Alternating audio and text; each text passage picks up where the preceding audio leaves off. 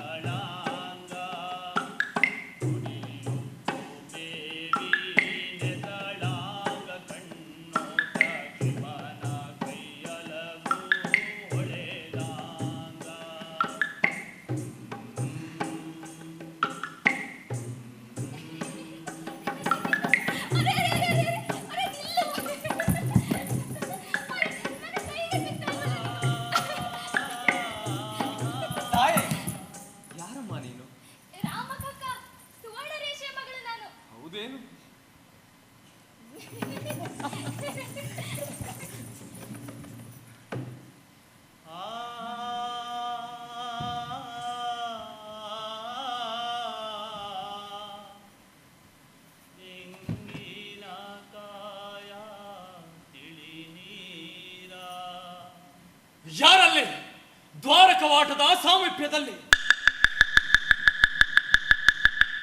ನಾನು ಸೇವಕ. ಸೇವಕ ನಾನು ಈ ಸಮಯದಲ್ಲಿ ಬೆಳಗಿನಿಂದ ಮಾಡಿದ ನೇಮಿತ ಕಾರ್ಯದ ಶ್ರಮ ಪರಿಹಾರತವಾಗಿ ಏಕಾಂತ ಮಂದಿರದಲ್ಲಿ ಕ್ಷಣ ಹೊತ್ತು ವಿಶ್ರಮಿಸುತ್ತೇನೆ. ನೀನು ಹೊರಭಾಗಿಲಲ್ಲೇ ಇರು, ಯಾರು ಬಂದರೂ ಒಳಗೆ ಬಿಡಬೇಡ. ಪರಂತು ಜಾನಕಿಯು ಬಂದರೆ ಮಾತ್ರ ಅನಿರ್ಬಂಧವಾಗಿ ಒಳಗೆ ಬಿಡು. ಮಹಾನ್ ಅಮ್ಮನವರು ಏಕಾಂತ ಮಂದಿರದ ಬಹಿರ್ಭಾಗದಲ್ಲಿ ನಿಂತುಕೊಂಡು ಅಖಂಡ ಒಂದು ಕ್ಷಣ ಒತ್ತಾಯಿತು. ವಿಪರೀತವಾಯಿತು. ಹೋಗು ಹೋಗು, ಬೇಗ ಬರಲಿಕ್ಕೆ ಹೇಳು.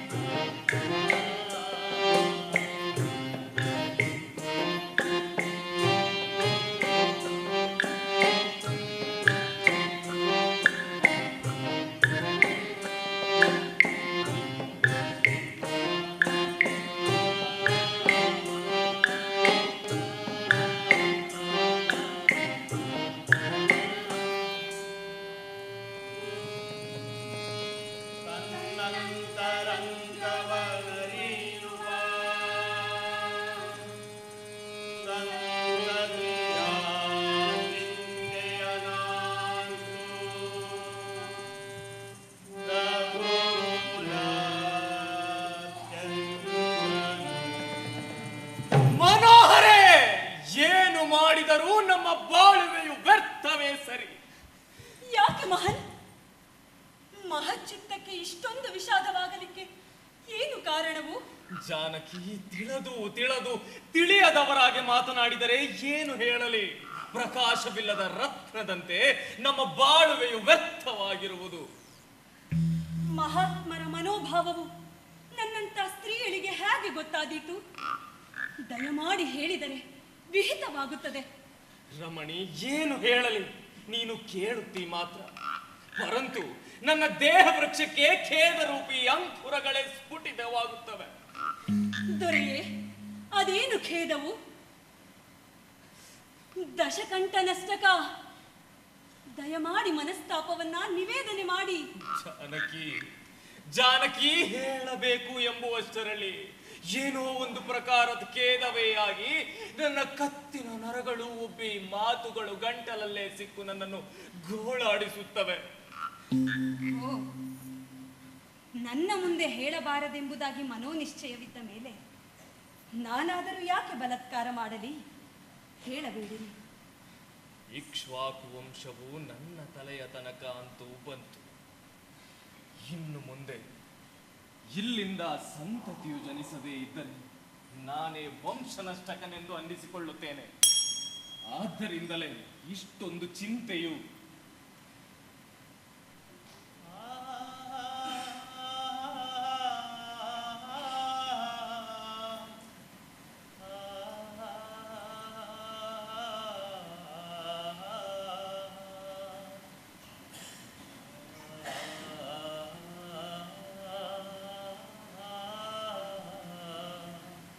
ಮಗುವನ್ನು ಹಡೆದು ಜೋಪಾನ ಮಾಡುವುದು ಕಂಡವರಿಗೆ ಬರುವುದಿಲ್ಲ. ಆ ಬಾಲಲೀಲೆಯನ್ನ ನೋಡಲಿಕ್ಕೂ, ಆ ಸವಿಸೆ ವಿರಸದ ತೊದಲು ಮಾತುಗಳನ್ನು ಕೇಳಲಿಕ್ಕೂ, ಮಗನ ಕೋಮಲವಾದ ದೇಹವನ್ನ ಅಪ್ಪಿ ಬಹು ಸಮಾಧಾನದಿಂದ ಸ್ತನಕ್ಷೀರ ಪ್ರಾಶನ ಮಾಡಿಸಿ ಚುಂಬನ ಕೊಟ್ಟು ಮೋಹ ಪಡುವ ಆನಂದಗಳಾದರೂ ಪುಣ್ಯವಂತರಿಗೆ ದೊರಕುತ್ತವೆ. ಅಂತಹ ಪುಣ್ಯವನ್ನು ನಾನು ಮಾಡಿಯೇ ಇಲ್ಲ. ಅಂದ ಮೇಲೆ ಹಾಗೆ ದೊರಕೀತು.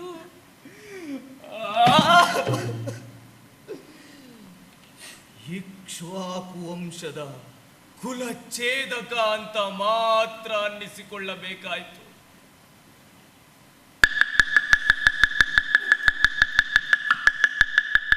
ಮಹಾನ್ ವಸಿಷ್ಠ ಮುನಿಗಳು ಬಂದಿರುತ್ತಾರೆ.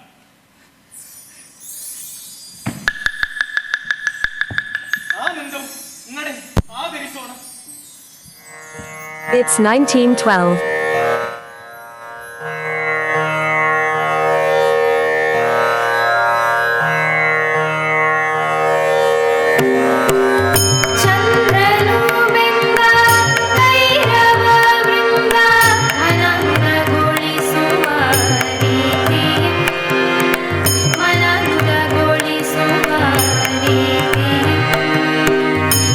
गुरु शांतेश संप्रीति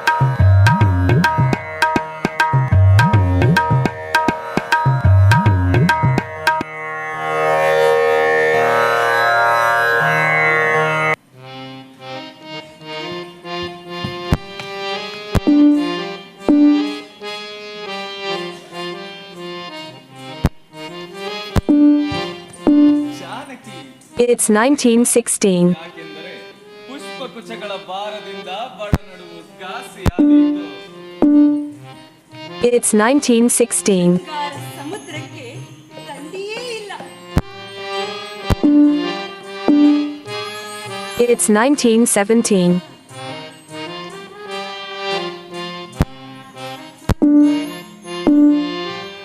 It's 1917.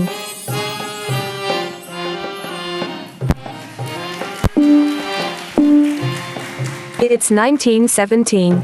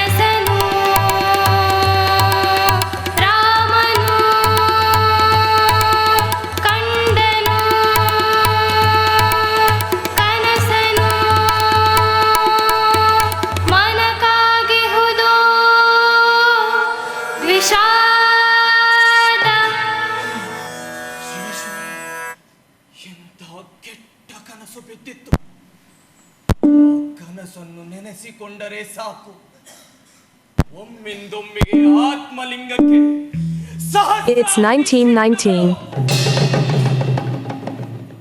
ಏಕಕಾಲಕ್ಕೆ ಹೊಡೆದಂತಾಗಿ ನನ್ನ ದೇಹಪಾನ It's 1919.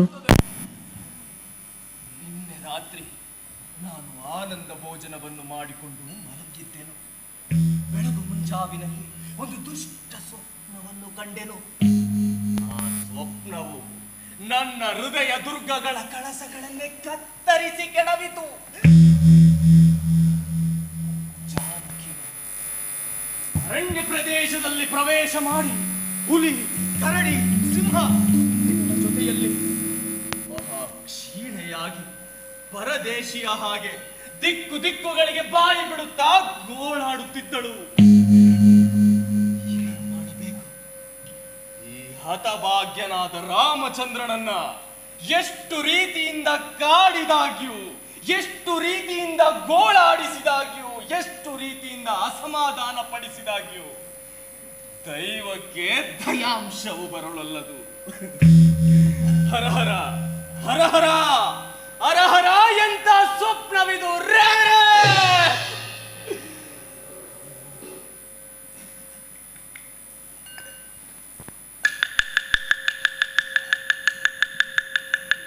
ಮಹಾನ್ ನಗರ ಶೋಧಕನು ಬಂದಿರುತ್ತಾನೆ.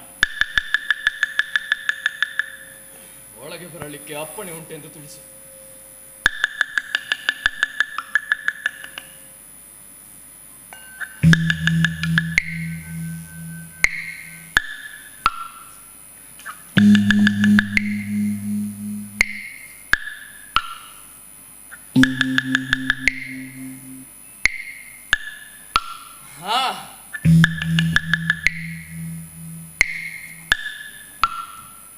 ಮಹಾನ್, ನಿಮ್ಮ ಪಾದಾರವಿಂದಕ್ಕೆ ಈ ದೀನ ನಗರ ಶೋಧಕನ ಅಭಿವಂದನವಿರಲಿ.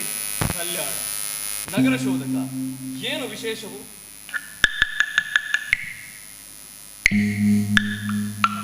ಮಹಾನ್, ಏನೇನೂ ವಿಶೇಷವಿಲ್ಲ. ನಾನು ಪ್ರಹರ ರಾತ್ರಿ ಆರಭ್ಯ ಬೆಳಗು ಮುಂಜಾವಿನವರೆಗೂ ನಗರದಲ್ಲಿ ಸಂಚಾರ ಮಾಡಿದೆನು. ಸರ್ವರು ಆನಂದದಿಂದ ಉಂಡು ಉಟ್ಟು ಆಡಿ ಮಾಡಿ ಮಹಾ ಸಮಾರಂಭಗಳನ್ನು ಮಂಡಿಸಿಕೊಂಡು ಮಂಗಳ ಗಾಯನದಿಂದ ಜೋಗುಳವನ್ನು ಹಾಡಿ ಮಕ್ಕಳನ್ನು ಸಮಾಧಾನ ಮಾಡುತ್ತಾ ನಿನ್ನನ್ನೇ ಕೊಂಡಾಡಿಕೊಂಡು ಸೌಖ್ಯದಿಂದ ಇದ್ದಿದ್ದಕ್ಕೆ ಸತ್ಯ ಸಾಕ್ಷಿಗಳಾದ ಮಾತುಗಳನ್ನೇ ಕೇಳಿದನೇ ಹೊರತು ವ್ಯಸನಾದಿಗಳ ದನಿಯ ಲೇಷವನ್ನಾದರೂ ಕೇಳಲಿಲ್ಲ. ಮುಚ್ಚದೆ ಹೇಳು ಸ್ವಾಮಿ, ನಿನ್ನ ನಾಮಸ್ಮರಣದಿಂದಲೇ ಸಪ್ತ ಪೀಡೆ ಬಂದ ಪಿಶಾಚಿಗಳು ಸಹ ಹೇಳ ಹೆಸರಿಲ್ಲದೆ ಓಡಿ ಹೋಗುತ್ತವೆ. ಇಷ್ಟು ಜನರಲ್ಲಿ ಯಾರೂ ನನಗೆ ಏನೂ ಹೇಳಲಿಲ್ಲವೇ? ಅಪಶಬ್ದವನ್ನು ಹೊಯ್ಸಲಿಲ್ಲವೇ? ನನ್ನ ರಾಜ್ಯ ಕಾರಭಾರಕ್ಕೆ ಹೀಯಾಡಿಸಲಿಲ್ಲವೇ? ಸತ್ಯವಾಗಿ ಹೇಳು, ಸರ್ವದೈವ ಮುಚ್ಚಿಟ್ಟು ಬಿಸಿ ಬೂದಿಯೊಳಗಿನ ಹಳ್ಳಿನಂತೆ ಕಪ್ಪಾಗಿ ಚಳ ಹೊಯ್ಯಬೇಡ. ಶಿವ ಶಿವ, ನಿನ್ನನ್ನು ನಿಂದಿಸಿದವರ ನಾಲಿಗೆಯೂ ಆಗಲೇ ಕತ್ತರಿಸಿ ಹೋದಿದೆ. ದೇವ, ನಿನ್ನ ಹೆಸರು ಕೊಂಡರೆ ಸಾಕು, ಅವರಿಗೆ ಈ ಶತ್ರುವು ಸಿದ್ಧಿಯಾಗುತ್ತದೆ. ಸೇವಕ, ಹುಟ್ಟಿನ ಕೆಟ್ಟ ಶಬ್ದವನ್ನು ಹೇಳಲೊಲ್ಲಿ. ಏನು ಚಿಂತೆ ಇಲ್ಲ, ಹೊರಗೆ ಬಾ, ನನ್ನ ಕಿವಿಯೊಳಗೆ ಹೇಳು. ಯಾರಿಗೂ ತಿಳಿಯಬಡಬೇಡ.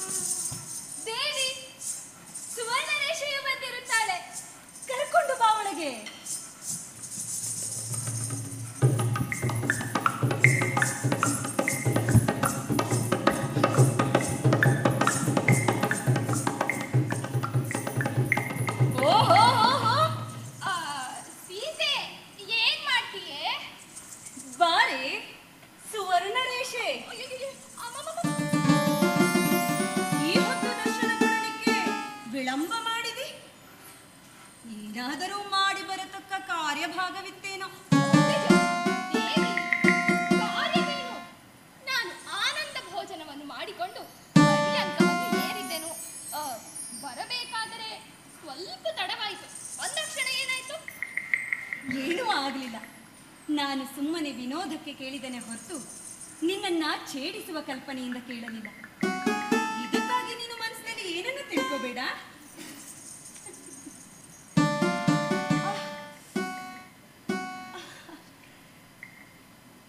ಗೆಳತಿ, ಏಳಬೇಕೆಂದು ಪ್ರಯತ್ನ ಮಾಡುತ್ತೇನೆ. ಥಟ್ಟನೆ ಮೈಯೇ ಏಳಲದು. ನೋಡೆ, ಯಾಕಾಗಿರಬಹುದು?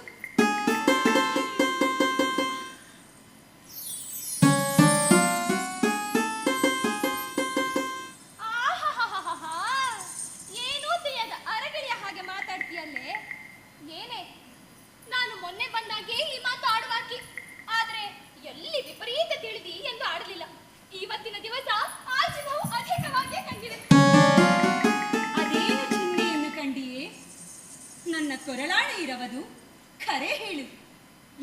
ಲಕ್ಷಣವು? ಲಕ್ಷಣವು ಏನೆಂದು ಕೇಳಲಿಕ್ಕೆ ನಿನಗೇನದು ತಿಳಿಯದೇ ಇದ್ದ ಮಾತೇನು? ತಿಳಿದರೆ ನಾನು ಯಾಕೆ ಕೇಳೇನು? ಸೀತಾ, ನಾನು ಮೊನ್ನೆ ಬಂದಿದ್ದೇನಲ್ಲ, ಆವತ್ತಿನಕ್ಕಿಂತ ನಿನ್ನ ಮುಖ ಕಾಂತಿಯು ಬೆಳ್ಳಗಾಗಿರುತ್ತದೆ, ನಡಿಗೆಯು ಮಂದವಾಗಿರುತ್ತದೆ. ಈ ಎಲ್ಲಾ ಲಕ್ಷಣಗಳನ್ನ ನೋಡಿದ ಮೇಲೆ ಒಳ್ಳೆಯದು. ಈ ಎಲ್ಲಾ ಲಕ್ಷಣಗಳನ್ನ ನೋಡಿ ನೀನೇನ್ ತಿಳ್ಕೊಂಡಿ? ವಸಿಷ್ಠರ ಆಶೀರ್ವಾದವು ಫಲಿಸಿತೆಂದು. ಅದೇನು?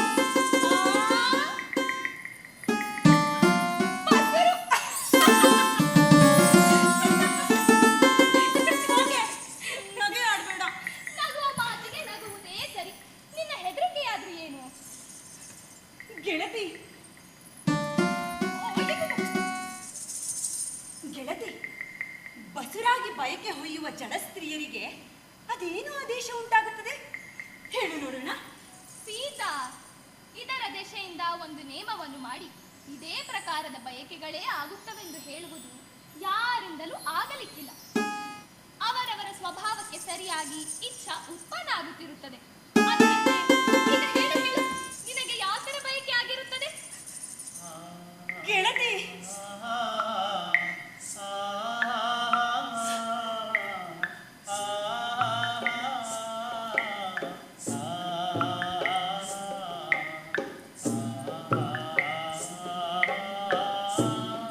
ಗೆಳತಿ, ನಾನು ಪುಣ್ಯವನಕ್ಕೆ ಹೋಗಿ ಅಲ್ಲಿನ ಋಷಿಸ್ತ್ರೀಗಳ ಸಂಗಡ ಕೆಲವು ಕಾಲ ಆನಂದದಿಂದ ಕಳೆದು ಬರಬೇಕು ಎಂಬುವ ಹಾಗೆ ಬಯಕೆಯಾಗಿರುತ್ತದೆ. ಅದಕ್ಕೆ ಹಾಗೆ ಮಾಡಲಿ? ಹಾಗೆ ಮಾಡುವುದೇನು?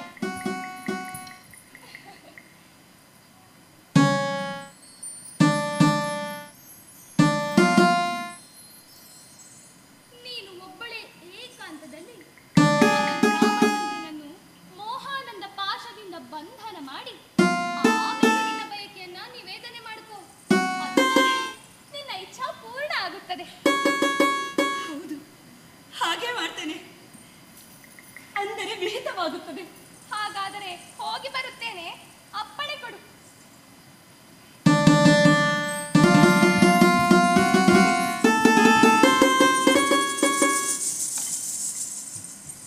ಅಮ್ಮ ಜಾನಕಿ, ಯಜಮಾನರು ಬಂದಿರುತ್ತಾರೆ.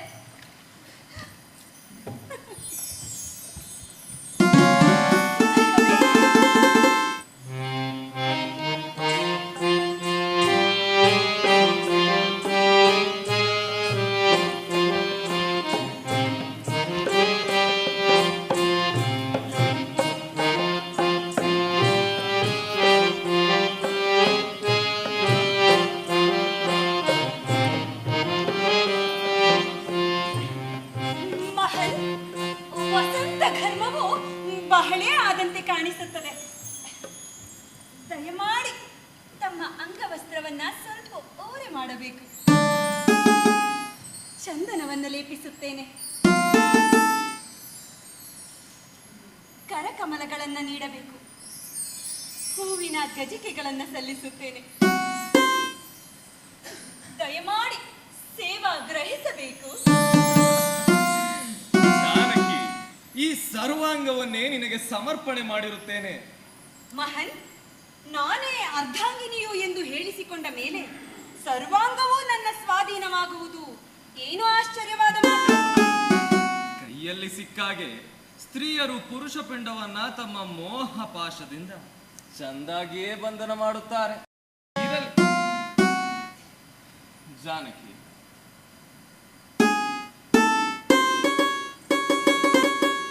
ಬೇಕಾದ ಹಾಗೆ ಮಾಡು. ಪರಂತು ಒಂದೆರಡು ಪ್ರಶ್ನೆಗಳನ್ನ ಕೇಳುತ್ತೇನೆ, ಉತ್ತರವನ್ನು ನೀಡಿಯಾ? ತಿಳಿದರೆ ಹೇಳೇನು? ತಿಳಿಯುವುದೇನು? ಮುಖವು ಶುಭಕರವನ್ನ ಸೂರೆ ಮಾಡುತ್ತದೆ, ಮದ್ಯವು ಸ್ಥೂಲವಾಗಿರುತ್ತದೆ, ದೇಹವು ಒಂದು ಪ್ರಕಾರದ ವಾಸನೆಯನ್ನೇ ವಿಸ್ತಾರ ಮಾಡುತ್ತದೆ. ಇದರ ಲಕ್ಷಣಗಳೇನು? ಏನೋ ನನಗೆ ಅದೆಲ್ಲ ತಿಳಿಯುವುದಿಲ್ಲ. ಇರಲಿ. ಎಷ್ಟು ತಿಂಗಳುಗಳಾದವು?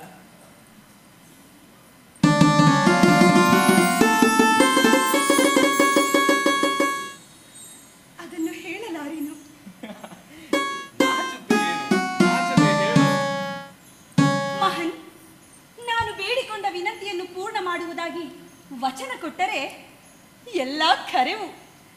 ಬಯಕೆಗಳು ಚೆಂದಾಗಿಯೇ ಬಾಯ್ದರಿಸುತ್ತವೆ. ಆನಂದು ಆನಂದು, ಏನು ಬಯಕೆ ಮಾತ್ರ ಹೇಳು, ಅಗತ್ಯವಾಗಿ ಪೂರ್ಣ ಮಾಡುತ್ತೇನೆ.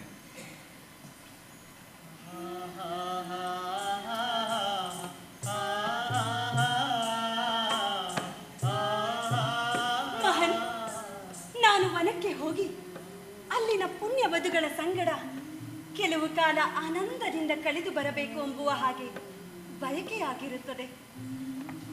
ದಯಮಾಡಿ ನೀವು ನನ್ನನ್ನು ಕಳುಹಿಸಬೇಕು. ಇಷ್ಟೇ ಹೌದಲ್ಲ, ಅಗತ್ಯವಾಗಿ ಆಗಲಿ, ನಾಳೆಗೆ ಕಳಿಸುತ್ತೇನೆ, ಚಿಂತಿಸಬೇಡ. ಹಾಗೇ ಆಗಲಿ.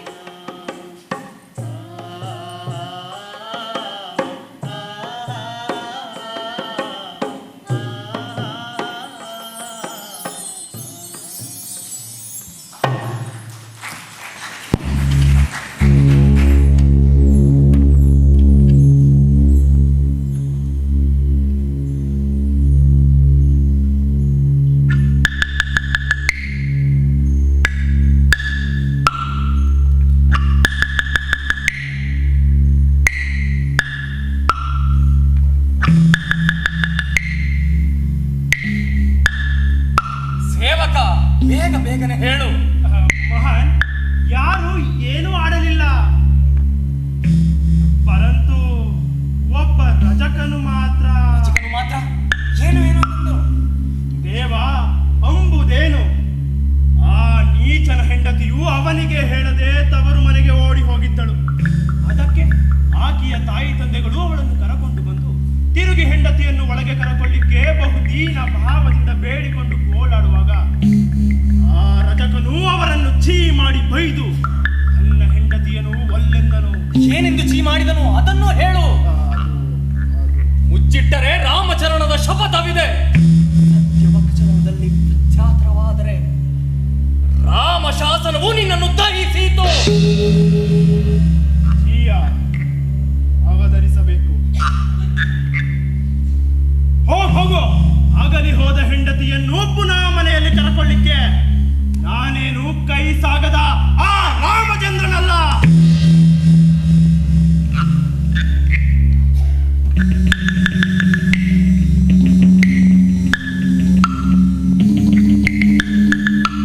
ಒಳ್ಳೆಯದು, ನೀನು ನಿನ್ನ ಕಾರ್ಯಕ್ಕೆ ನಡೆ, ನಿಲ್ಲಬೇಡ.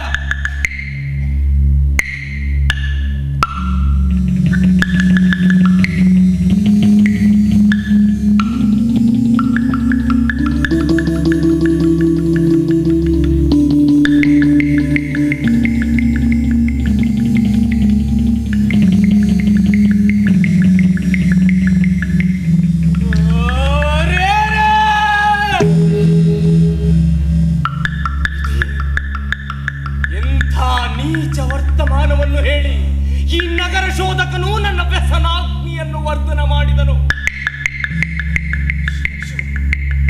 ಜಾನಕಿಯು ಗರ್ಭಿಣಿಯಾದಳೆಂಬ ಸಮಾರಂಭದ ಸುಖವನ್ನು ಅನುಭೋಗ ಸುದ್ದ ಮಾಡಿದ್ದಿಲ್ಲ. ಇಷ್ಟರಲ್ಲಿ ಮತ್ತೂ ಒಂದು ಹೊಸ ಗಾಯವನ್ನು ಮಾಡಿದೀಯ. ಅಸ್ತು ಅಸ್ತು ಪರಮೇಶ್ವರ, ನಿನ್ನ ಇಚ್ಛೆಯೋ.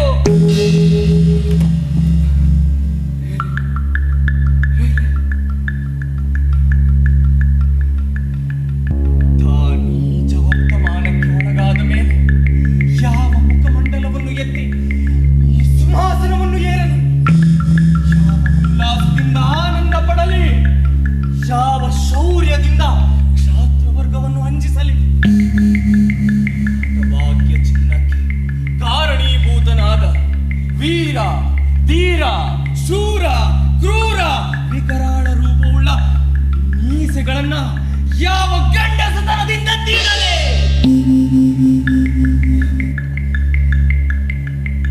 ನನ್ನ ಆಶ್ರಯದಲ್ಲಿದ್ದ ಇಷ್ಟು ನಂಬಬಾರದಾದ ಜಾನಕಿ ಇಂಥ ಘನಾನ್ಯಾಯದ ಅಪವಾದವನ್ನು ಕೊಟ್ಟಾಳೆಂಬುವ ಕಲ್ಪನೆಯು ನನ್ನ ಕನಸಿನಲ್ಲಿಯೂ ಸಾಯಿದ್ದಿದ್ದಿಲ್ಲ. ಈಗ ಈ ಪ್ರಕಾರ ಆದ ಮೇಲೆ ಅವಳ ಹಂಗು ನನಗಿಲ್ಲ. ಅವಳು ಮಾಡಿದ ಅಪರಾಧವು ಅವಳಿಗೆ ಗೊತ್ತು, ಪರಂತು ಅವಳು ಮಾಡಿದ ತಪ್ಪಿಗೆ ಅವಳನ್ನು ಅಡವಿ ಪಾಲು ಮಾಡುವುದೇ ಶಾಸನವು.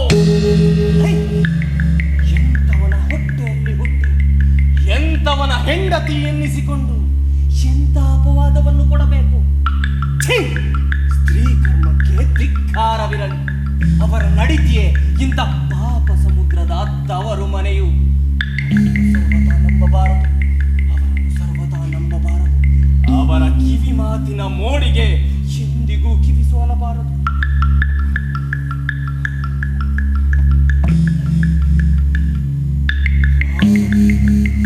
ರಾಮನಿಗೆ ಹೆಂಡತಿಯಿಂದ ಇಂಥ ಅಪವಾದವಾಯಿತೆಂದು ನನ್ನ ವಾರಿಗೆಯವರಾದ ರಾಜರಿಗೆ ವಿದಿತವಾದರೆ ಅವರು ನನಗೆ ಏನು ಅಂದರು?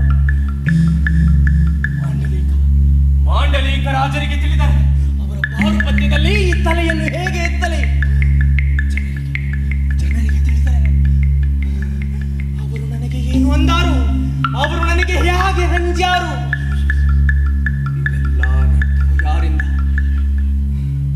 ಇದೆಲ್ಲ ಅನರ್ಥವು ಯಾರಿಂದ? ಆ ಜಾನಕಿಯಿಂದ. ಮೇಲೆ ಅವಳನ್ನ ಕಟ್ಟಿಕೊಂಡು ಆಳಿ ಅಪವಾದವೆಂಬ ಬೆಂಕಿಯಿಂದ ಮಾನಕಾನನವನ್ನ ದಹನ ಮಾಡಿಕೊಂಡು ಸಾಯುವುದಕ್ಕಿಂತಲೂ ಅವಳನ್ನೇ ಅಡವಿ ಪಾಲು ಮಾಡಿ ಎಡೆಯುಚ್ಚಿದ ಹಾವಿನಂತೆ ಇರುವುದೇ ಲೇಸು. ಇನ್ನು ಎರಡನೇ ವಿಚಾರ ಮಾಡಲಿಕ್ಕೆ ಇಲ್ಲ. ಹೀಗೆ ಮಾಡತಕ್ಕದ್ದು.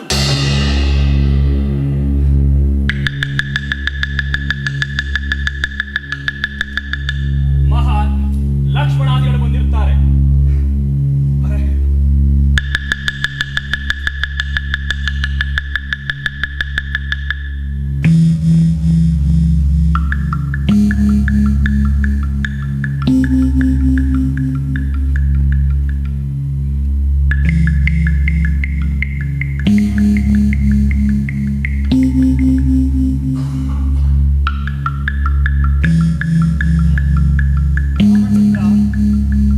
ಇವತ್ತಿನ ದಿವಸ ತಮ್ಮ ಲಕ್ಷಣ ವಿಶೇಷಗಳನ್ನು ಅವಲೋಕನ ಮಾಡಿದರೆ ಬಹಳೇ ವಿಪರೀತವಾಗಿ ತೋರುತ್ತಿದೆ. ಏನು ಕಾರಣವು ಸಂಭವಿಸಿತು? ಇಲ್ಲೋ ಲಕ್ಷ್ಮಣ, ಏನೇನೂ ಇಲ್ಲ. ಸ್ವಾಮಿ, ದಯಮಾಡಿ ಕಥನ ಮಾಡಿದರೆ ಸಮಾಧಾನವಾಗುತ್ತದೆ. ಲಕ್ಷ್ಮಣ, ಇಲ್ಲದ ಕಾರಣಗಳನ್ನು ಕೇಳಿ ಗೋಳಾಡಿಸಿದರೆ ಏನು ಹೇಳಲಿ? ಕರುಣಾಘನ, ನಾನು ನನ್ನ ಜನ್ಮದಾರಭ್ಯ ನಿನ್ನ ಈ ಸೇವೆಯಲ್ಲಿಯೇ ಬಾಳಿ ಸುಖಪಟ್ಟೆನು. ಆದರೆ ಇಂದಿನಂತಹ ಮಾತುಗಳು ಎಂದೂ ನಿನ್ನ ಮುಖದಿಂದ ಏನೇನೂ ಇಲ್ಲ. ಸುಮ್ಮನೆ ಇಲ್ಲದೊಂದು ತರ್ಕ ಮಾಡಬೇಡ. ಆಡಿದವರ ಮೈ ಮೇಲೆ ಬಂದ ಹಾಗೆ ಮಾಡುತ್ತಿ. ಆದರೆ ಸ್ವಲ್ಪ ಸಮಾಧಾನ ಹೊಂದಿ ಯೋಚಿಸು. ದಶಕಂಠ ವಿದ್ವಂಸನ ಮೋಡ ಬರದೆ ಬಿಸಿಲು ಅಡಗುವುದಿಲ್ಲ. ಅದರಂತೆ ಅಂತರಂಗದಲ್ಲಿ ಚಿಂತೆಯು ಮೊಳೆಯದೆ ಮುಖಕಾಂತಿಯು ಎಂದಿಗೂ ಮಾಡುವುದಿಲ್ಲ. ನಿನ್ನ ಮಾತು ಸತ್ಯವಿದೆ. ಯಾಕಾಯಿತು? ಎಷ್ಟು ದಿವಸವಾಯಿತು? ಎಲ್ಲವನ್ನು ಸವಿಸ್ತಾರವಾಗಿ ಹೇಳು. ಲೋಕದ ಮಾತನ್ನೇ ನಾನು ಆಡಿದ್ದೇನೆ ಹೊರತು ಇನ್ನೊಂದಿಲ್ಲ. ಇದ್ದರೆ ಆಗಲೇ ಹೇಳುತ್ತಿದ್ದೆ. ಅಗ್ರಜ, ಸತ್ಯವಾಗಿ ಇದ್ದ ಅಂತರಂಗದ ಗುಟ್ಟನ್ನು ಹೇಳಬೇಕು. ನೀನೇ ಹೀಗೆ ಆಂತರ್ಯವನ್ನು ನುಡಿಯಲಿಕ್ಕೆ ನಮ್ಮನ್ನು ವೈರಿಗಳ ಹಾಗೆ ನೋಡಿದರೆ ನಮ್ಮ ಅವಸ್ಥೆಯು ಏನು ಆಗಬೇಕು? ಯಾರು ನಮ್ಮನ್ನು ಕೇಳುತ್ತಾರೆ? ನಾವು ಏನಾದರೂ ಮಾಡಬೇಕಾದರೆ ಹುಲಿಯಂಥ ಅಣ್ಣನಿರುತ್ತಾರೆ, ನಮಗೇನು ಬಂದಿರುತ್ತದೆ ಎಂಬ ಗರ್ವದಿಂದಲೇ ಮಾಡುತ್ತಿದ್ದೆವು. ಹೀಗಿದ್ದು ನಾವೇ ನಿನಗೆ ಬೇಸರಾದ ಮೇಲೆ ನಮ್ಮ ಜನ್ಮವು ಯಾತಕ್ಕೆ ಬೇಕು? ಕರುಣಾಸಾಗರ, ನಮ್ಮನ್ನು ಈ ಪ್ರಕಾರ ದೂರ ನೋಡದೆ ದಯಮಾಡಿ ಲಕ್ಷ್ಮಣನು ಕೇಳಿದ ಮಾತಿಗೆ ಉತ್ತರ ಹೇಳಬೇಕು. ಹೊರತಾಗಿ ನಮ್ಮ ಮಾತುಗಳು ತೀರಿದವೋ ಇಲ್ಲವೋ? ರಾಮಚಂದ್ರ,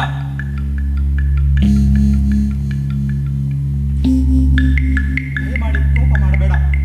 ನಿನ್ನ ಹೊರತು ನಮಗೆ ಯಾರು ಇಲ್ಲ. ಹೇಳು ಹೇಳು, ಅದೇನು ನಿನ್ನ ವ್ಯಸನವು?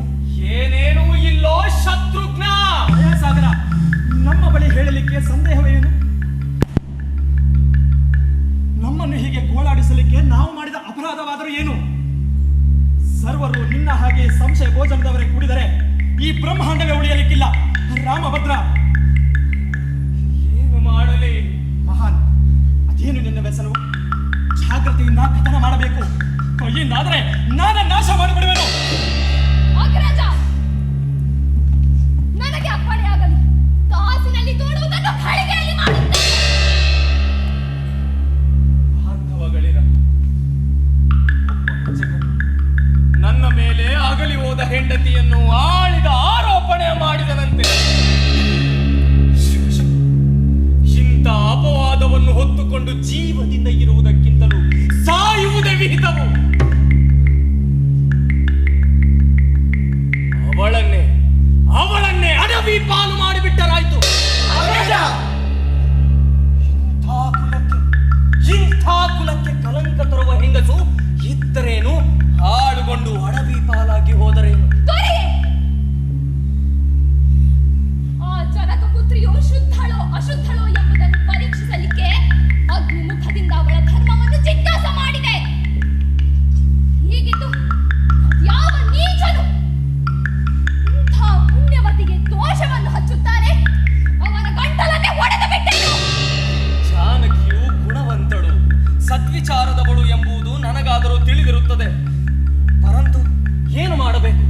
ಅಪವಾದಕ್ಕೆ ಒಳಗಾದ ಮೇಲೆ ಪರಿತ್ಯಾಗ ಮಾಡಲಿಕ್ಕೆ ಬೇಕು.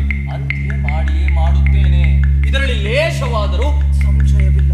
ಯಾಕೆಂದರೆ ಸೂರ್ಯವಂಶದಲ್ಲಿ ಜನ್ಮಧಾರಣ ಮಾಡಿದ ಚಕ್ರವರ್ತಿಗಳು ಎಂದಿಗೂ ಅಪವಾದವನ್ನು ಮಾತ್ರ ಹೊರುವುದಿಲ್ಲ. ಸತ್ಯವಚನವನ್ನು ಪರಿಪಾಲಿಸಲಿಕ್ಕೆ ನನ್ನ ತಂದೆ ನನ್ನನ್ನು ಅರಣ್ಯ ಕಟ್ಟಲಿಲ್ಲವೇನು? ಹುಲು ಮನುಜನ ಮಾತಿನಿಂದ ಜಾನಕಿಯ ಮೇಲೆ ಅಪವಾದವನ್ನು ಹೊರಿಸಬಾರದು ಮತ್ತು ಅವಳ ಪರಿತ್ಯಾಗವನ್ನು ಮಾಡಬಾರದು. ತಮ್ಮ, ಈ ಅಪವಾದವನ್ನು ನಾನೂ ಸಹನ ಮಾಡಲಾರೆನು. ಮೊದಲು ಆಕೆಯನ್ನು ಅಡವಿ ಪಾಲು ಮಾಡುತ್ತೇನೆ, ನಂತರ ಎರಡನೇ ವಿಚಾರ. ದಶರಥ ನಂದನ, ನೀನೇ ನೋಡು, ತುಂಬಿದ ಬಸಿರು ತುಸು ದಿನದಲ್ಲೇ ಹಡಿಯುತ್ತಾಳೆ. ಕೋಮಳಿ ಅಂತವಳನ್ನು ಅಡವಿಗೆ ಅಟ್ಟಿಕೊಟ್ಟರೆ ಜನರು ನಿನಗೆ ಏನಂತಾರು? ಎಷ್ಟು ಕಾಠಿಣ್ಯವನ್ನು ನಿನ್ನ ಹೃದಯಕ್ಕೆ ಸಲ್ಲಿಸಾರು? ನಿನ್ನ ಬಿರುದು ಯಾವುದು ಉಳಿದಿತು? ಶಾಂತನಾಗು, ಸಹನ ಮಾಡು. ಲಕ್ಷ್ಮಣ, ಎಷ್ಟು ಕೇಳಿಕೊಂಡರೂ ನಮ್ಮ ಕಾರ್ಯವು ಆಗುವುದಿಲ್ಲ. ಈ ಸಮಯದಲ್ಲಿ ಅಣ್ಣನ ಹೃದಯದ ದುರ್ಗವನ್ನು ನಮ್ಮ ಬಡ ಮಾತುಗಳು ಪ್ರವೇಶ ಮಾಡಲಾರವು. ಹೇಗೆ ಅವಳನ್ನು ಬದುಕಬೇಕು? ಅಯ್ಯೋ, ಇಷ್ಟೇ ದ್ವೇಷವನ್ನು ನಿನ್ನ ಮನದಲ್ಲಿಟ್ಟುಕೊಂಡು ಆಕೆ ಅಗಲಿದಾಗ ನನ್ನನ್ನೇಕೆ ಬಿಟ್ಟೆ ಎಂದು ಹಾಗೆ ಯೋಚನೆ ಮಾಡಿದೆ. ಹೇಳು ರಾಘವ, ಮಿಥಿಲಾ ನಗರಿಗೆ ಯಾಕೆ ಹೋದೆ? ಭಾರ್ಗವನ ಕೋದಂಡವನ್ನು ಯಾತರ ಸಲುವಾಗಿ ಖಂಡಿಸಿದೆ? ಜಾನಕಿಯನ್ನು ಯಾತಕ್ಕಾಗಿ ಸ್ವೀಕಾರ ಮಾಡಿದೆ? ಹೇಳು. ಹಾ ಸೀತೆ, ಹಾ ನಾತೆ, ಹಾ ಪ್ರೀತೆ, ಹಾ ಸುಮತೆ, ಈ ಹತಭಾಗ್ಯನಾದ ರಾಮನನ್ನು ಬಿಟ್ಟೆಯಾ ಎಂದು ಯಾವ ಕಾರಣಕ್ಕಾಗಿ ಗೋಳಾಡಿದೆ? ಲಂಕಾ ನಗರಿಯನ್ನು ಯಾತಕ್ಕಾಗಿ ದಹನ ಮಾಡಿಸಿದೆ? ಹೇಳು ರಾಮಚಂದ್ರ, ಹೇಳು. ಅಪವಾದಕ್ಕೆ ಒಳಗಾದ ಮೇಲೆ ಯಾರ ಕೈಯಲ್ಲಿಯೂ ಇಲ್ಲ. ಅಪವಾದಕ್ಕೆ ಒಳಗಾದ ಮೇಲೆ ತಕ್ಕ ಶಾಸನವನ್ನು ಮಾಡಲೇಬೇಕು.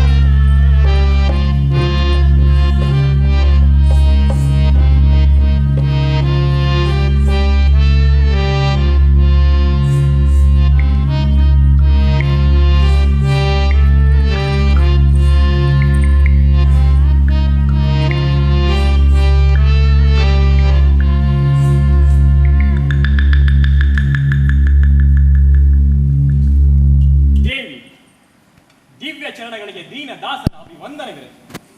ದೀರ್ಘಾಯುಷಿ ಭವ. ಬಾಲದಾರ, ಏನು ಕಾರಣ ಬಂದಿ?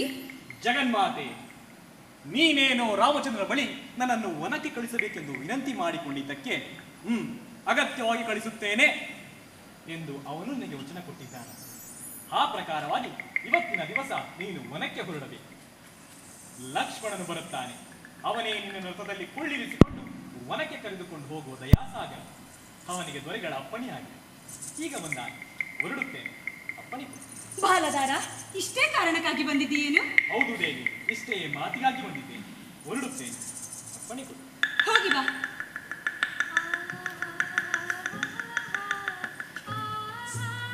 ದೇವಿ, ಸರ್ವ ಸಾಧನಗಳನ್ನು ಸಿದ್ಧ ಮಾಡಿರುತ್ತೇನೆ, ಹೊರಡಬೇಕು.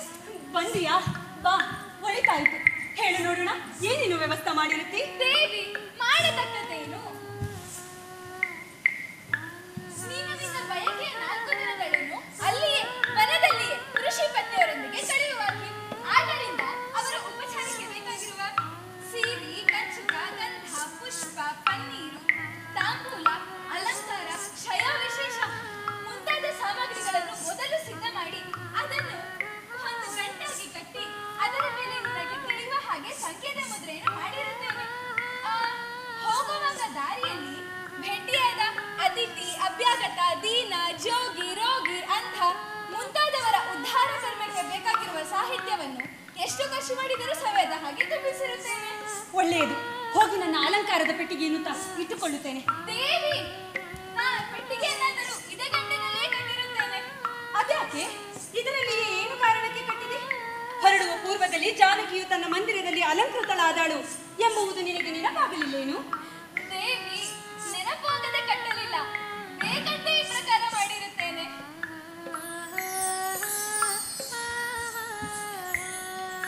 ಯಾಕೆಂದರೆ ನೀನು ಸ್ವತಃ ಸ್ವಾಭಾವಿಕವಾಗಿಯೇ ಅಲಂಕಾರದವಳಾದ ಮೇಲೆ ಹೊಸ ಅಲಂಕಾರ ಯಾತಕ್ಕೆ? ನಿನ್ನ ನಡತೆಯನ್ನು, ರೂಪವನ್ನು, ಗುಣವನ್ನು ವರ್ಣಿಸಬೇಕಾದರೆ ಒಬ್ಬ ರಾಮಚಂದ್ರ ದೇವನೇ ಹೊರತು ಅನ್ಯರಿಂದ ಅದು ಆಗದು. ಹೌದೇ? ಹೌದೇ? ಸಖಿ, ಸ್ವಾಮಿಯು ಯಾಕೋ ಬರಲೇ ಇಲ್ಲ. ವ್ಯಾಳವಂತೂ ಬಹಳ ಆಯ್ತು. ಕರೆಯ ಬರುವ ಸೌಮಿತ್ರಿಯು ಇನ್ನೂ ಯಾಕೆ ಬಂದಿರಲಿಕ್ಕಿಲ್ಲ?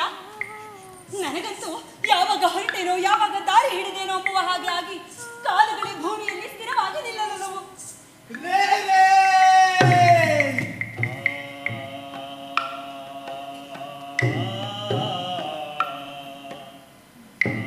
ಏನೇನು ದೋಷವಿಲ್ಲದ ಪುಣ್ಯವತಿಯನ್ನು ಹೇಗೆ ಈ ಘೋರಾರಣ್ಯದಲ್ಲಿ ಒಯ್ಯಲಿ? ಉಪಾಯವಿಲ್ಲ. ಅಣ್ಣನು ಹೇಳಿದಂತೆ ಮಾಡಲೇಬೇಕು. ದೇವಿ, ಲಕ್ಷ್ಮಣನ ರಥವನ್ನು ಸಿದ್ಧ ಮಾಡುತ್ತಿದ್ದಾನು. ಅಂತೆ ಬರಲಿಕ್ಕೆ ಅವಕಾಶವಾಗಿರಬಹುದು. ಸಖಿ, ನನ್ನ ಕಿವಿಯೊಳಗಿನ ವಾಲಿಗಳು ಹೇಗೆ ಕಾಣಿಸುತ್ತವೆ? ದೇವಿ, ನಿನ್ನ ಗಲ್ಲಗಳನ್ನು ಸರ್ವದಾ ಸಾಧನ ಮಾಡಿಕೊಂಡು ಅಜ್ಞಾನ ಚುಂಬನ ಕೊಡಬೇಕೆಂಬುದಾಗಿ ಬಂಧುರನಾದ ಶ್ರೀರಾಮಚಂದ್ರನ ಮನಸ್ಸು ಮಹಾ ನೈರ್ಮಲ್ಯದಿಂದ ವಾಲಿಯ ರೂಪವನ್ನು ಧಾರಣ ಮಾಡಿಕೊಂಡು ಕೂತ ಹಾಗೆ ಈ ಕಿವಿಯೊಳಗಳು ನಿನ್ನ ಗಲ್ಲಕ್ಕೆ ಕಾಣಿಸುತ್ತವೆ. ಹರ ಹರ! ರಥವನ್ನು ಮಂದಿರದ ಹೊರಗೆ ಒಯ್ಯಲಿಕ್ಕೆ ಕೈಗಳೇ ಏಳಲಲ್ಲವು. ಏನೇ ಸಖಿ, ವ್ಯಾಳವಂತೂ ಬಹಳ ಆಯ್ತು. ಲಕ್ಷ್ಮಣನು ಇನ್ನೂ ಯಾಕೆ ಬಂದಿರ್ಲಿಕ್ಕಿಲ್ಲ? ಈಗ ಬಂದಾನು. ಕುದುರೆಗಳಂತೂ ಹೂಡಿದನು. ಓಹೋ, ಮುಳುಗಿತು. ಇಂದಿಗೆ ಈ ಭೂಮಂಡಲದ ಸಂಪತ್ತು ಮುಳುಗಿತು. ಈ ಸೂರ್ಯನ ಕಣ್ಣು ಒಡೆದವು. ಕುದುರೆಗಳು ಅವಸರ ಮಾಡುತ್ತಿವೆ. ದಾಸಿ, ಹೊರಗೆ ಏನೋ ಶಬ್ದವಾಗುತ್ತದೆ.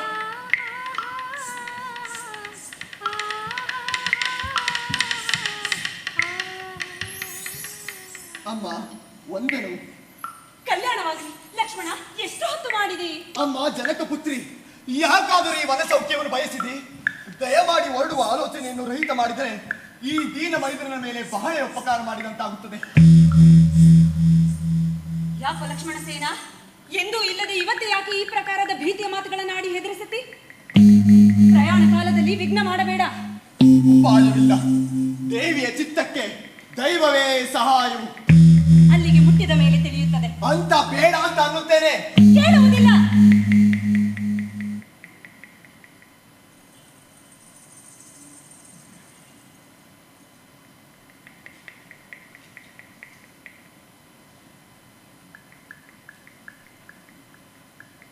ಅಪ್ಪ ಲಕ್ಷ್ಮಣ, ಇಷ್ಟು ಸುದ್ದ ನನ್ನ ಸತಿಯನ್ನು ನೀನು ನಡೆಸಬಾರದೇನು?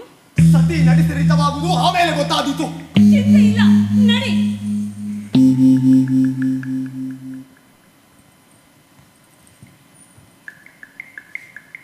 ಆಗಲಿ, ದೈವಕ್ಕೆ ದೀಪವೇ ಉರಿ.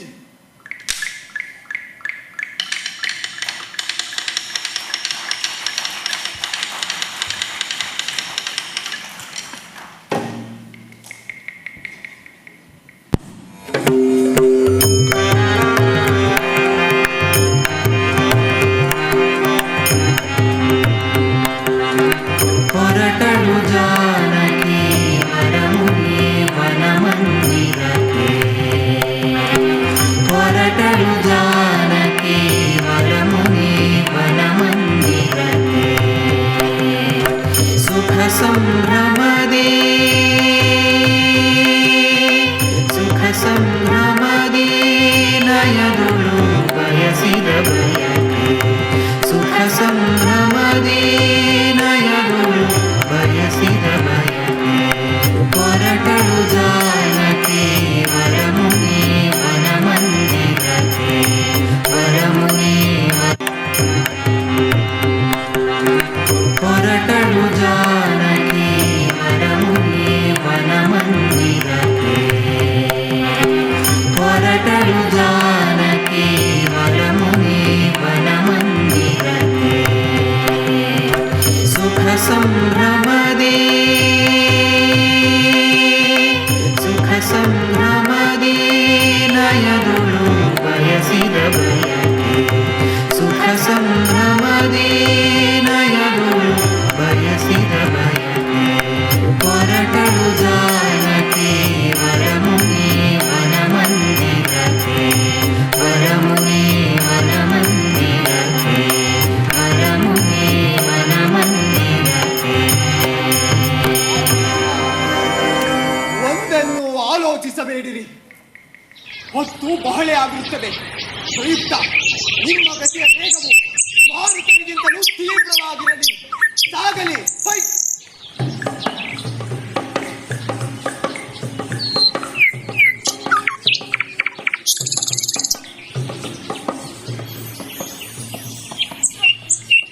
ಲಕ್ಷ್ಮಣ, ಇದು ಯಾವ ಪ್ರದೇಶವು? ಆಹಾ, ಮೈದುನ, ಈ ರಮಣೀಯವಾದ ಖ್ಯಾತಿಯೋ ಇದು? ನೋಡಿದೆಯಾ, ಇದರ ವೃಕ್ಷಗಳು ಹೇಗೆ ತಮ್ಮ ಶಾಖಾಂಚಲಗಳಿಂದ ಅಂಬರ ದೇಶವನ್ನು ಚುಂಬಿಸುತ್ತವೆ? ಆಹಾ, ಇದರ ನೀರನ್ನು ಎಷ್ಟು ತಂಪಾಗಿರುತ್ತದೆ. ಎಷ್ಟು ನೋಡಿದರೂ ಕಣ್ಣುಗಳಿಗೆ ಬೇಸರಿಕೆಯೇ ಬರುವುದಿಲ್ಲ. ಸುಮಿತ್ರಾತ್ಮಕ, ದಾರಿಯು ಎಲ್ಲಿಯ ತನಕ ಬಂತು? ನಾನು ಹೋಗಲಿರುವ ವನವು ಇನ್ನೂ ಎಲ್ಲಿರುವುದು? ಬೇಗ ಬೇಗ ರಥವನ್ನು ನಡೆಸು. ದೇವಿ, ಏನು ಮಾಡಲಿ?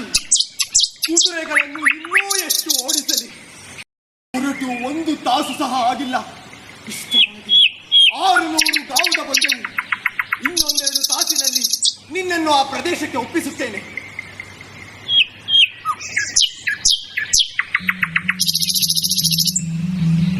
ಬಿಸಿಲು ಬಹಳೇ ಜಲ ಒಯ್ಯುತ್ತಿದೆ. ಇದು ಈ ಚೆಂಗಲ್ ಪತ್ರದ ಪಂಕವನ್ನು ಸ್ವೀಕಾರ ಮಾಡಿ ಸ್ವಲ್ಪ ಗಾಳಿ ಬೀಸಿತು.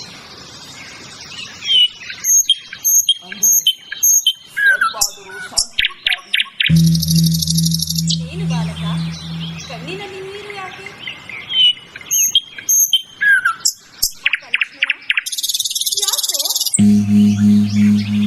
ಮೈದುನ, ಇದೇನು? ಇಂಥದ್ದು ನಿನಗೇನು ವ್ಯಸನ ಉಂಟಾಯಿತು? ಏನೂ ಇಲ್ಲ. ಯಾಕೋ? ದೇವಿ, ಏನು ಮಾಡಲಿ? ದುಃಖವು ಹೊಟ್ಟೆಯಲ್ಲೇ ನಿಲ್ಲಲುಲ್ಲದು. ಲಕ್ಷ್ಮಣ, ನಿನ್ನಂಥ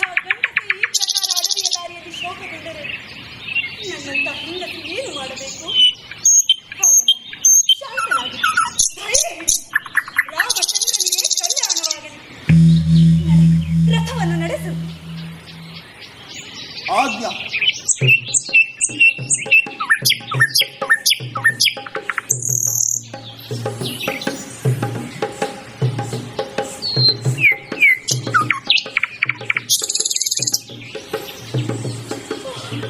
ಲಕ್ಷ್ಮಣ, ನಿಲ್ಲು, ನಿಲ್ಲು. ರಥವನ್ನು ನಿಲ್ಲಿಸು. ಆಹಾ, ಇಲ್ಲಿ ಏನೋ ಒಂದು ಬಗೆಯ ಚಮತ್ಕಾರವು ಕಾಣಿಸುತ್ತದೆಯಲ್ಲ. ಹೀಗೋ ಇತ್ತ ನೋಡು, ಇಲ್ಲಿ ನಮ್ಮ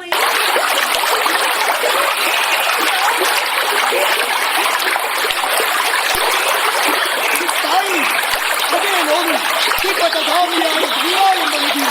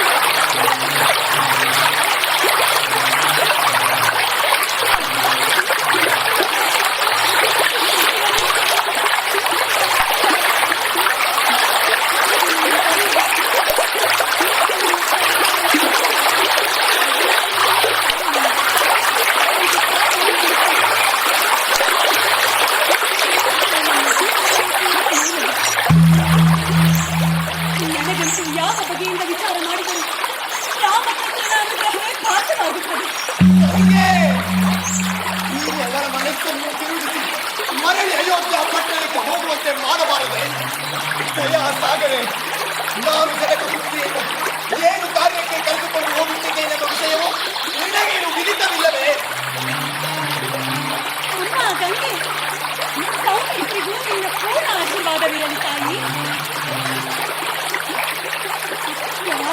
ಮಾಡುತ್ತೇನೆ ತಾಯೇ. ಇದ್ದರೆ ಇಂಥ ಮೈದಲ್ಲಿ ಇರಬೇಕು. ಅವನು ನನಗೆ ಮಾಡಿದ ಉಪಕಾರವನ್ನು ನಾನು ನಿನಗೆ ಮರೆಯಲಿಕ್ಕಿಲ್ಲ. ಇಲ್ಲಮ್ಮ, ಇಲ್ಲ, ನಾನು ನಿಶ್ಚಯವಾಗಿ ನಿನ್ನ ಕಲ್ಯಾಣ ಮಾಡಲಿಕ್ಕೆ ಬಂದಿಲ್ಲ. ಈ ಗಂಡ ತಟಾಕದ ಹೋರಾಟದಲ್ಲಿ ನಿನ್ನ ಬಿಟ್ಟು ಹೋಗಲಿಕ್ಕೆ ಬಂದಿರುತ್ತೇನೆ. ದೇವಿ, ನನಗೆ ಆಶೀರ್ವಾದ ಮಾಡಬೇಡ, ನನಗೆ ಆಶೀರ್ವಾದ ಮಾಡಬೇಡ. ಓ ಗಂಗೆ, ನಿನ್ನ ನೀರಿನ ಲಹರೆಗಳಿಂದ ನನ್ನನ್ನು ಮುಳುಗಿಸಿ ಬಿಡು.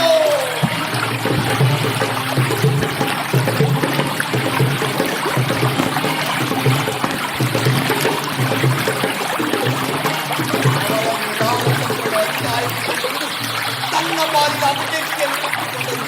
ಅವನಂತಾದರೆಯೂ ಜಾಪನೂ ಇಲ್ಲ ಎಂಬ ವ್ಯಸನದಿಂದ ಗಂಗೆ ಹರಿದಾಡು, ಗಂಗೆ ಹರಿದಾಡು.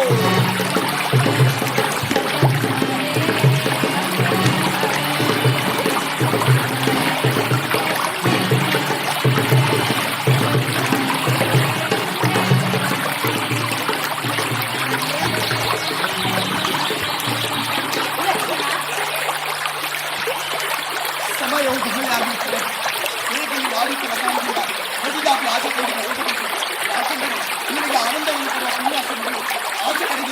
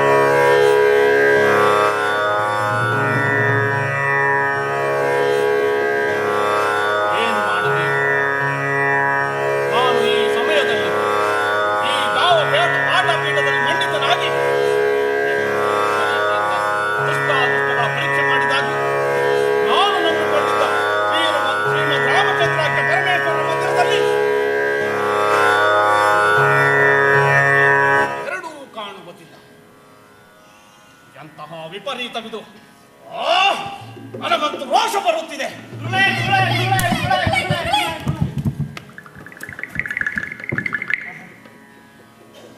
ಸ್ವಾಮಿ, ರೋಷ ಧಾರಣ ಮಾಡಬಾರದು. ನಾನು ಧರ್ಮಾಖ್ಯನಾದ ಹೃದಯದಾಸನು ಪ್ರಣೀಪಾತನಾಗುತ್ತೇನೆ. ಮಂಗಳ ಬಾ ಧರ್ಮ, ಬಾ. ಮಹನೇ, ಅಭಿನಂದನವಿರಲಿ. ನಾನು ನೀತಿ ಎಂಬ ಶಿಷ್ಯನು. ಕಲ್ಯಾಣವಾಗಲಿ ನೀತಿ. ಜನ ಈ ಮೂರ್ಖ ಚೂಡಾಮಣಿಗಳಿಗ ರಾಮನ ಮಂದಿರದ ವಿಷಯವನ್ನು ಸರಿಯಾದ ಸಮಯಕ್ಕೆ ನನಗೆ ಏಕೆ ಬಂದು ತಿಳಿಸಲಿಲ್ಲ? ಭ್ರಷ್ಟಗಳಿರ ಸರಿಯಾಗಿ ಕಥನ ಮಾಡಿರಿ. ರಾಮನ ಮಂದಿರಕ್ಕೆ ಹೋಗದೆ ಎಷ್ಟು ದಿವಸವಾಯಿತು? ಗುರುವೇ, ನಾನಂತೂ ಯಾವಾಗಲೂ ಆ ರಘುನಂದನನ ಪುಣ್ಯಾಲಯವನ್ನೇ ಕಾಯ್ದುಕೊಂಡು ಆತನ ಬಾಗಿಲಲ್ಲಿಯೇ ಬಿದ್ದಿರುತ್ತೇನೆ. ನಾನಂತೂ ಧರ್ಮವನ್ನು ಅಗಲಿದರೆ ಪ್ರಾಣವನ್ನೇ ಧಾರಣ ಮಾಡಲಾರೇನು.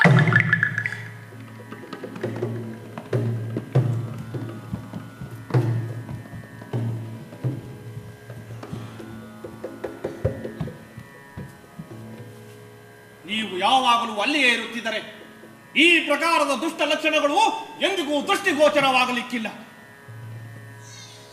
ಹಾಗೆ ಹಾಗೆ ಸರ್ವ ದಿಕ್ಕುಗಳು ಆಹಾಧ್ವನೆಯನ್ನು ಎಬ್ಬಿಸುತ್ತವೆ.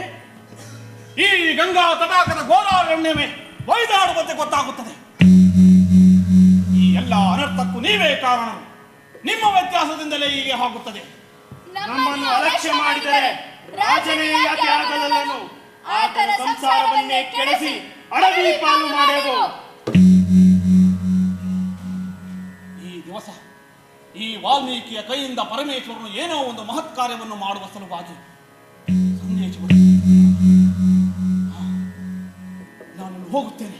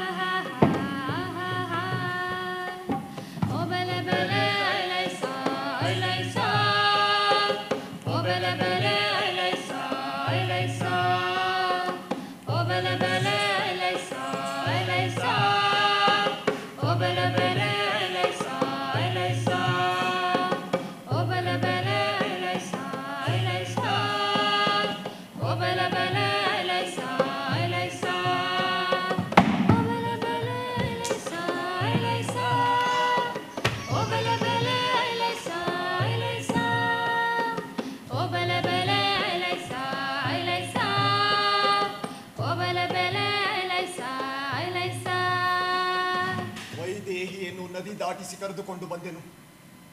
ಮೊದಲಿಗೆ ನಾನು ಅಣ್ಣದೇವನ ಆಜ್ಞಾಪಾಶದಿಂದ ಬತ್ತನಾಗಿರುತ್ತೇನೆ. ಕಲ್ಮನಸ್ಸು ಮಾಡಿ ಕೋಮಲೆಯನ್ನು ಕಾಡಿಗೆ ಬಿಡುತ್ತೇನೆ. ನನ್ನ ಆನಂದಕ್ಕೋಸ್ಕರವಾಗಿ ಲಕ್ಷ್ಮಣನು ಬಹಳೇ ಶ್ರಮಗೊಂಡಿರುತ್ತಾನೆ. ನನ್ನ ಹೆಣ್ಣು ಹರಕೆಯಿಂದ ನಿನ್ನ ಮಾರ್ಗಶ್ರಮವು ಕಡಿಮೆಯಾಗಲಿ. ದೇವಿ, ಗಂಗಾ ನದಿಯನ್ನು ದಾಟಿ ಬಂದೆವು.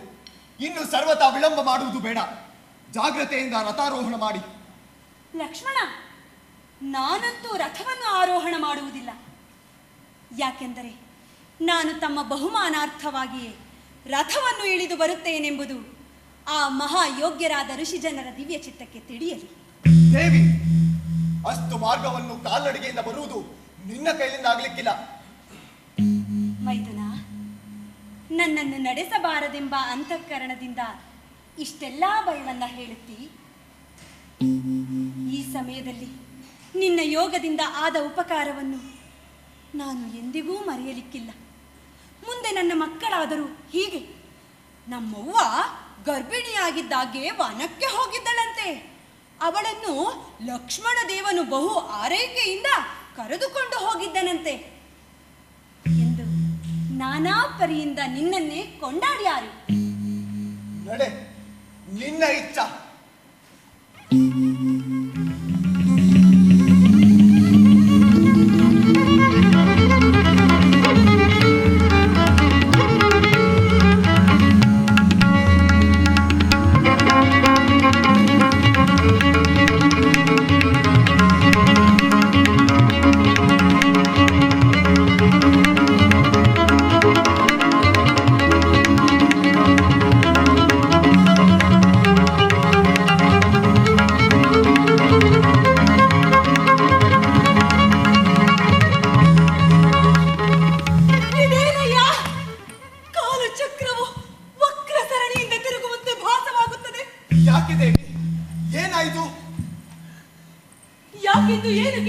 ಮೈದುನ ದೇವ. ನೋಡು ನೋಡು, ಆ ಪುದರುಗಳನ್ನು ನೋಡು, ಕಣ್ಣುಗಳೇ ತಿರುಗುತ್ತವೆ. ಸರಿಯಾಗಿ ನೋಡು, ಇದೇ ದಾರಿಯೇ ಹೌದೇ? ಹೌದು ದೇವಿ. ಅಲ್ಲ ಲಕ್ಷ್ಮಣ, ಸರ್ವಥಾ ಈ ದಾರಿಯೂ ಆಗಿರ್ಲಿಕ್ಕಿಲ್ಲ. ಯಾಕೆಂದರೆ ಬರುತ್ತಾ ಮಹಾನಿಬಿಡ ಕಂಟಕ ಪ್ರಪಾತವೇ ಪ್ರಾಪ್ತಿಯಾಗುತ್ತದೆ. ಗಗನ ಕಾಂತಿಯು ತೀರಾ ಕಡಿಮೆ ಆಗುತ್ತಾ ಬಂತು. ಮೈದುನ ದೇವ, ದಯಮಾಡಿ ಕಣ್ತೆರೆದು ನೋಡು, ನನಗಂತೂ ಅಂಜಿಕೆಯೇ ಬಂದ ಹಾಗೆ ಆಗುತ್ತದೆ. ಹೌದು ದೇವಿ. ಲಕ್ಷ್ಮಣ, ಆಗಿನಿಂದ ನನ್ನ ಬಲಗಳು ಒಂದೇ ಸಮನೆ ತೆರಪಿಲ್ಲದೆ ಹಾರುತ್ತಿದೆ. ಈಗ ಮಾರ್ಗವಂತೂ ಘೋರಾರಣ್ಯಕ್ಕೆ ಕರೆದೊಯ್ಯುತ್ತಿದೆ. ಇರಲಿ, ಒಳ್ಳೆಯದು. ರಾಮಚಂದ್ರನ ಮನಸ್ಸಿಗೆ ಬಂದಂತೆಯೇ ಆಗಲಿ. ಹಾಗೆ ಆಗುತ್ತಿದೆ. ಬ್ಯಾಡಪ್ಪ ಲಕ್ಷ್ಮಣ, ಕಂಡು ಕಂಡು ಅಡವಿಯ ದಾರಿಯನ್ನ ಹಿಡಿಸಬೇಡ. ಯಾರ ದರ್ಶನವನ್ನು ನನ್ನಂಥ ಬಯಕೆಯ ಹೆಂಗಸು ಅಪೇಕ್ಷೆ ಮಾಡುತ್ತಾಳೋ ಅಂಥ ವಿರಾಮ ಸ್ಥಾನಕ್ಕೆ ಕರೆದೊಯ್ಯುವುದರ ಬದಲು ಈ ಭೀಕರ ಅರಣ್ಯಕ್ಕೆ ಯಾಕೆ ಕರೆದುಕೊಂಡು ಹೋಗುತ್ತೀಯಾ? ಇಲ್ಲಿ ನನ್ನ ಇಚ್ಛೆ ಹೇಗೆ ಪೂರ್ಣವಾದೀತು? ಲಕ್ಷ್ಮಣ, ರೇ ರೇ, ಅಮ್ಮಮ್ಮ, ಅಯ್ಯ, ಲಕ್ಷ್ಮಣ, ಕಾಲುಗಳಲ್ಲಿ ದೊಡ್ಡ ದೊಡ್ಡ ಗುಳ್ಳೆಗಳೆದ್ದು ಹೊಡೆದು ಗಿಜಗಿಟ್ಟಿಯಾಗಿರುತ್ತವೆ. ಭಯದಿಂದ ಭ್ರಾಂತಿಯೇ ಬರುತ್ತಿದೆ. ರಾಘವ, ನಾನು ಯಾಕಾದರೂ ಇವನ ಸೌಖ್ಯವನ್ನ ಅಪೇಕ್ಷೆ ಮಾಡಿದಿನೋ? ಅಮ್ಮ, ಅಳಬೇಡ, ಆನಂದ ಪೂರಿತಳಾಗು. ನಡೆ, ಬೇಗ ಬೇಗ ನಡೆ.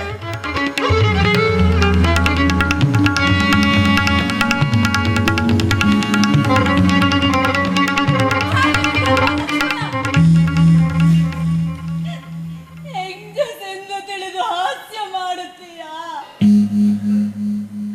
ನಾನು ಸರ್ವತಾ ನಡೆಯಲಾರೆನು. ದೈವವೇ, ಎಂಥ ವ್ಯಸನವಿದು. ರಾಘವ,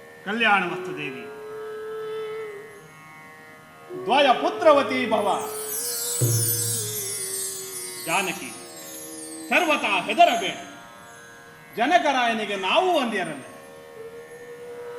ಯಾವುದಕ್ಕೂ ಸಂಶಯ ಹಿಡಿಯಬೇಡ. ಸ್ವಸ್ಥ ನಮ್ಮ ಆಶ್ರಮಕ್ಕೆ ಬಂದು ನಿನಗೆ ಬೇಕಾದಷ್ಟು ದಿವಸ ಇರು. ನಿನ್ನ ಯಾವತ್ತೂ ಬಯಕೆಗಳನ್ನು ಪೂರ್ಣ ಮಾಡಿಸುತ್ತೇನೆ ಮತ್ತು ನಿನ್ನ ಸರ್ವ ರೀತಿಯಿಂದಲೂ ನನ್ನ ಪುತ್ರಿಯವತ್ ಪಾಲನೆ ಮಾಡುತ್ತೇನೆ.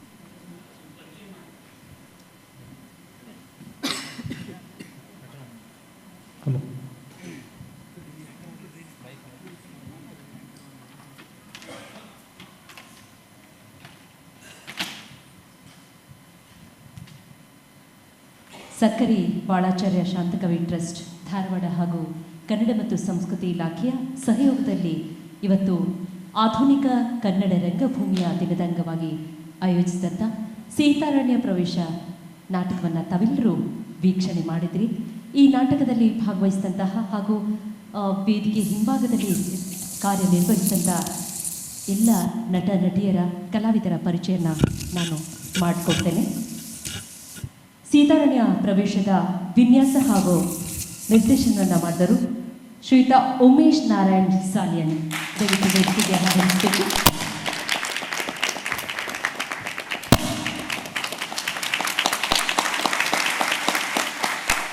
ಸಂಗೀತ ಸಂಯೋಜನೆ ಅನು ಶೆಟ್ಟಿ ಮತ್ತು ಮುನ್ನಾ ಮೈಸೂರು.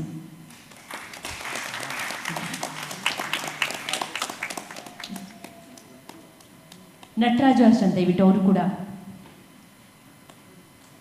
ಆಗಮಿಸಬೇಕು. ಅದೇ ರೀತಿ ಬೆಳಕು ವಿಕಾಸ್ ಚಂದ್ರ,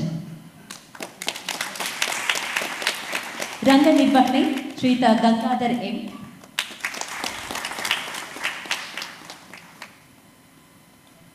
ವಸ್ತ್ರ ವಿನ್ಯಾಸ ರಂಗಸಜ್ಜಿಕೆ ವೇಣುಗೋಪಾಲ್ ಆರ್ ಹಾಗೂ ಅಭಿಷೇಕ್ ಕೊಡಗು, ವಸ್ತ್ರ ವಿನ್ಯಾಸ ಹಾಗೂ ಪ್ರಸಾದನ ಪಲ್ಲವಿ ಸಿಕೆ, ಪ್ರಫುಲ್ಲ, ಅದಿತಿ ಬಿಆರ್, ಸಂಗೀತ ನಿರ್ವಹಣೆ ನಟರಾಜ್ ಎಚ್, ಅರ್ಚನಾ ಪಿ ಹೆಗಡೆಯವರು. ರಂಗದ ಮೇಲೆ ವೇದಿಕೆ ಮೇಲೆ ನಡೆಸಿದಂಥ ನಟಿಯ ಹಾಗೂ ನಟರ ಪರಿಚಯನ ಮಾಡಿಕೊಡ್ತೇನೆ. ರಾಮನ ಪಾತ್ರದಲ್ಲಿ ಅಭಿಷೇಕ್ ಕೊಡಗು, ಸೀತೆಯ ಪಾತ್ರದಲ್ಲಿ ಪಲ್ಲವಿ ಸಿಕೆ, ಅದೇ ರೀತಿ ಲಕ್ಷ್ಮಣನ ಪಾತ್ರದಲ್ಲಿ ಶ್ರೀಯುತ ವೇಣುಗೋಪಾಲ್ ಆರ್, ಸುವರ್ಣರೇಷೆ ಹೆಂಗಸು ಹಾಗೂ ಭರತನ ಪಾತ್ರವನ್ನು ನಿರ್ವಹಿಸಿದರು ಅರ್ಚನಾ ಪಿ ಹೆಗಡೆ,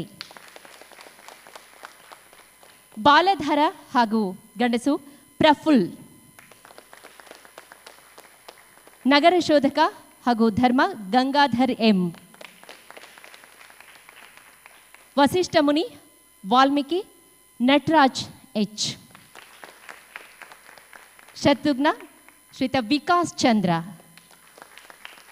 ಸಖಿ ನೀತಿ ಅದಿತಿ ಬಿಆರ್.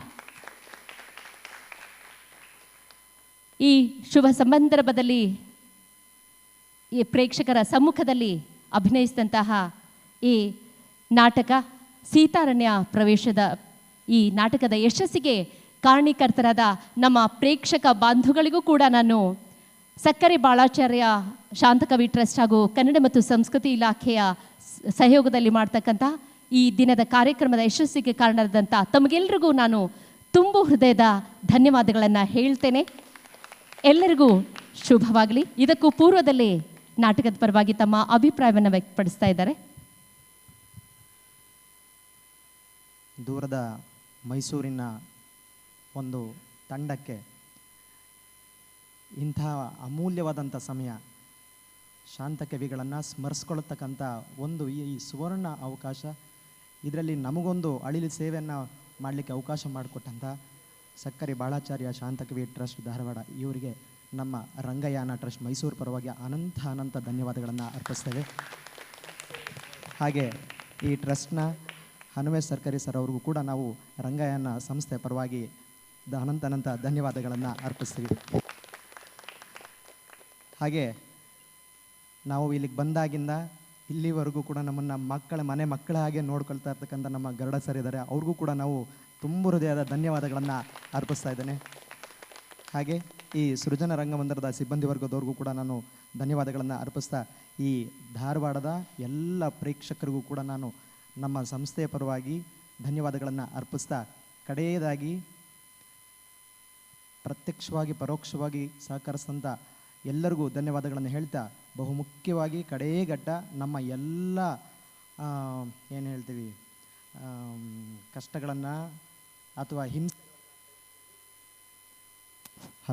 ನಮ್ಮ ಹಿಂಸೆಗಳನ್ನು ನಾವು ಕೊಟ್ಟಂಥ ಹಿಂಸೆಗಳನ್ನು ಸಹಿಸಿಕೊಂಡು ನಿಮ್ಮ ಮುಂದೆ ನಾವೆಲ್ಲರೂ ನಿಮ್ಮನ್ನು ರಂಜಿಸಲಿಕ್ಕೆ ಅವಕಾಶ ಮಾಡಿಕೊಟ್ಟಂಥ ಈ ನಾಟಕದ ನಿರ್ದೇಶಕರಾದ ಉಮೇಶ್ ಅವ್ರಿಗೂ ಕೂಡ ನಾವು ತುಂಬ ಹೃದಯದ ಧನ್ಯವಾದಗಳನ್ನು ಈ ಮೂಲಕ ಅರ್ಪಿಸ್ತಾ, ಈ ಅವಕಾಶಕ್ಕಾಗಿ ನಮಗೆ ಅವಕಾಶವನ್ನು ಮಾಡಿಕೊಟ್ಟಂಥ ಸರ್ವರಿಗೂ ವಂದಿಸಿ ಇಲ್ಲಿಗೆ ಈ ಕಾರ್ಯಕ್ರಮವನ್ನು ಇಲ್ಲಿಗೆ ಮುಕ್ತಾಯಗೊಳಿಸ್ತಾ ಇದ್ದೀವಿ. ಧನ್ಯವಾದ. ಶುಭರಾತ್ರಿ. ಎಲ್ಲರಿಗೂ ಶುಭವಾಗಲಿ. ಶುಭರಾತ್ರಿ. ಜೈ ಹಿಂದ್.